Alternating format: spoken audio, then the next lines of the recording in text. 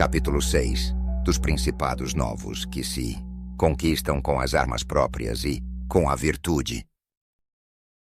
Ninguém se maravilhe se ao falar dos principados totalmente novos, quanto ao príncipe e ao Estado, eu apresentar exemplos tão dilatados, porque caminhando os homens, quase sempre, por estradas abertas por outros, e procedendo em seus atos por imitações, como não podem galgar inteiramente os mesmos caminhos, nem alcançar a virtude daqueles a quem imitam, o prudente deverá seguir sempre os caminhos traçados pelos grandes homens e imitar aqueles que foram excelentes, para que, embora não lhes alcancem a virtude, ao menos mantenham algum vestígio dela, e farão como os arqueiros judiciosos, que, parecendo-lhes o lugar almejado demasiado distante, e conhecendo a virtude de seus arcos, miram muito para o alto, não para que a flecha deles atinja tanta altura, mas para que ela, com a ajuda de tão elevada mira, alcance o que de fato eles almejavam. Digo então que quanto aos principados inteiramente novos, em que há um príncipe novo, haverá maiores ou menores dificuldades para mantê-los, segundo a maior ou menor virtude daquele que os adquire, e porque esse evento de tornar-se de privado em príncipe pressupõe ou virtude ou fortuna. Parece que uma e outra dessas duas coisas atenuam, em parte, muitas dificuldades. Não é por menos que aquele que menos firmou-se na fortuna manteve-se mais. Torna-se ainda mais fácil a conquista quando o príncipe, por não ter outros estados, vê-se obrigado a habitar o novo, pessoalmente.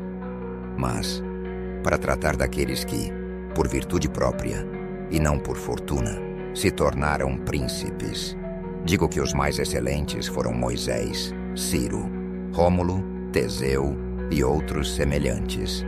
E se de Moisés não devemos falar, por ter sido ele um mero executor das coisas que lhe eram ordenadas por Deus, devemos admirá-lo, contudo, pela graça que o fez digno de falar com Deus.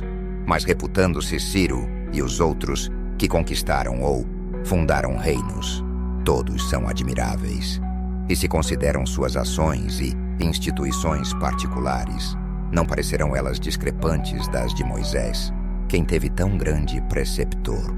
E, examinando-se as ações e a vida deles, não se vê que tiveram outra fortuna além da ocasião, a qual lhes proporcionou matéria em que pudessem introduzir forma conveniente, e sem a ocasião, a virtude do ânimo deles ter-se-ia extinguido.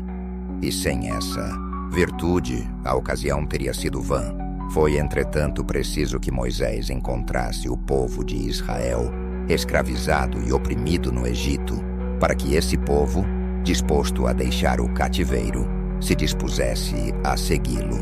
Convinha que Rômulo não encontrasse espaço em Alba e fosse abandonado ao nascer, para tornar-se depois rei de Roma e fundador daquela pátria. Era preciso que Ciro encontrasse os persas descontentes do império dos Medas, e estes enfraquecidos e efeminados pela longa paz. Não podia Teseu demonstrar a sua virtude se não encontrasse dispersos os atenienses. Essas ocasiões, portanto, tornaram esses homens felizes, e a excelente virtude deles revelou-lhes a ocasião propícia para que a pátria deles se enobrecesse e se tornasse ditosa. Aqueles que, como eles, por meio da virtude se fizeram príncipes, adquirem o principado com dificuldade, mas com facilidade o mantêm.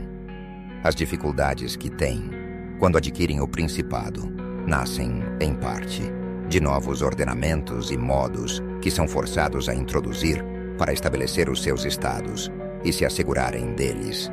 E deve-se considerar que não há coisa mais difícil de tratar, nem mais duvidosa de alcançar, nem mais perigosa de se dirigir do que decretar o estabelecimento de novos ordenamentos. Porque aquele que os impõe terá por inimigo todos os que da velha ordem tiravam proveito, e por tépidos defensores, todos os que da nova se poderão aproveitar, mas que são fracos porque, de um lado, receiam os adversários que têm as leis a seu lado, e de outro, pelo fato de que os homens não creem seriamente nas coisas novas, enquanto não as veem como experiência concreta. Deduz-se, portanto, que os inimigos, sempre que tiverem oportunidade de atacar, o farão devotadamente, enquanto os outros se defenderão indolentemente, de modo que, junto a eles, tudo correrá perigo. É necessário, pois, querendo tratar bem desta parte, examinar se esses inovadores dependem das próprias forças ou se dependem de outras, isto é, se para levarem adiante as suas obras dependem de exortação ou do uso da força. No primeiro caso, sempre fracassam e não realizam coisa alguma, mas quando dependem de si mesmos apenas e podem usar a força, muito raramente correm perigo. Por isso, todos os profetas armados venceram, enquanto os desarmados fracassaram. Porque, além das coisas ditas acima, a natureza dos povos é variada, pois é fácil persuadi-los, difícil é mantê-los em persuasão. Convém, portanto, que quando vierem a perdê-la, ela lhes seja imposta pela força.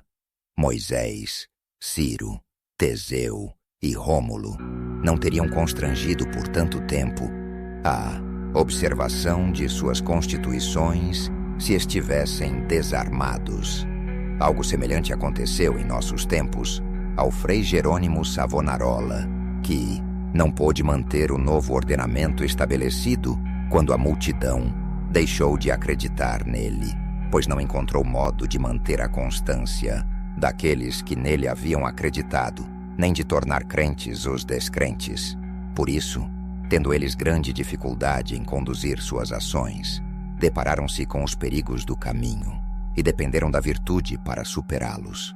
Depois de superado o perigo, quando passaram a ser venerados, e uma vez eliminados aqueles que lhes invejavam a qualidade, mantiveram-se poderosos, seguros, honrados e felizes. Quero sugestão a tão altos exemplos, outro de menor valor, embora da mesma espécie, e que bastará por todos os outros exemplos semelhantes. Hierão de Siracusa. Este, de privado, tornou-se príncipe de Siracusa.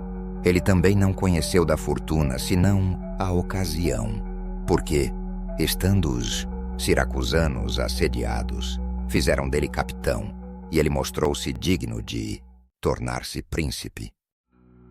E tão grande era a sua virtude, mesmo antes de ser príncipe, que dele se escreveu: Quod nihil illi derat ad regnandum praeter regnum. Ele extinguiu a antiga milícia e ordenou a nova. Deixou as amizades antigas e conquistou outras, e com amizades e soldados próprios, firmou os alicerces de seu edifício de tal maneira que, embora lhe houvesse custado muita fadiga erigi-lo, pouco trabalho teve para mantê-lo.